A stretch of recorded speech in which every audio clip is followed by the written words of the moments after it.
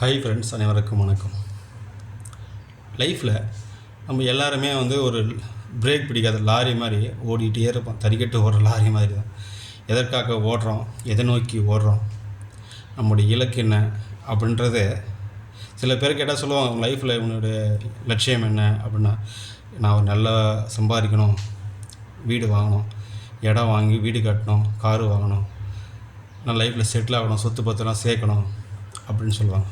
நியாயமான ஆசை தான் வச்சுக்கேன். ஆனால் லைஃப்ன்றது ஒரு கம்ப்ளீஷன், ஒரு முழுமை, ஒரு வாழ்க்கைன்றது அது மட்டுமே கிடையாது.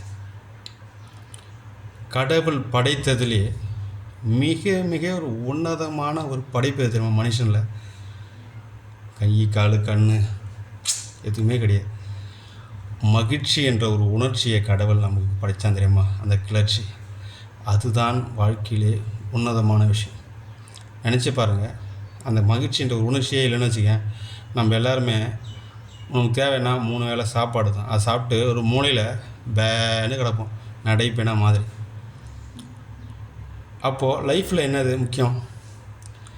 உதாரணத்துக்கு இப்போது சாம்பியன் லீக் மேட்ச் நடந்ததில்ல கிரிக்கெட். அப்போ துபாயில் பெரிய பெரிய உயரமான பில்டிங்லாம் காட்டினாங்க.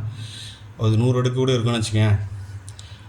அந்த மாதிரி ரொம்ப உயரையாக ஒரு பில்டிங் கட்டணும்னு நினச்சா கூட அப்போ காஸ்ட்லியான மெட்டீரியல்லாம் பயன்படுத்தியிருப்பாங்க. ஜெல்லிலேருந்து, மணல்லேருந்து, சிமெண்ட்லேருந்து எல்லாமே.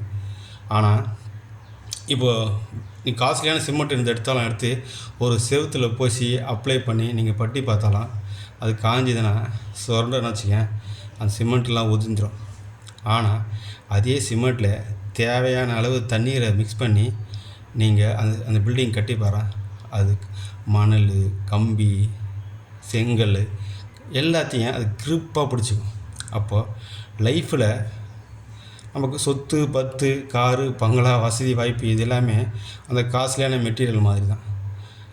தண்ணீர் எப்படி அதுமாரி தான் அன்பு என்பது தண்ணீர் மாதிரி. நம்ம லைஃப்பில் நம்மளை சுற்றி இருக்கிற நண்பர்கள், உறவினர்கள் இவங்க மேலே அன்பாக இருக்கணும், அவங்கள சந்தோஷமாக வச்சுக்கணும். அப்போ தான் நம்ம சந்தோஷமாக இருக்கும். நம்ம சந்தோஷமாக இருந்தால் தான் அவங்க சந்தோஷமாக இருந்தால் தான் நம்மளும் சந்தோஷமாக இருக்க முடியும். லைஃபே ஒரு முழுமையான வாழ்க்கையாக இருக்கும். இதுதான் வாழ்க்கை. நன்றி, வணக்கம்.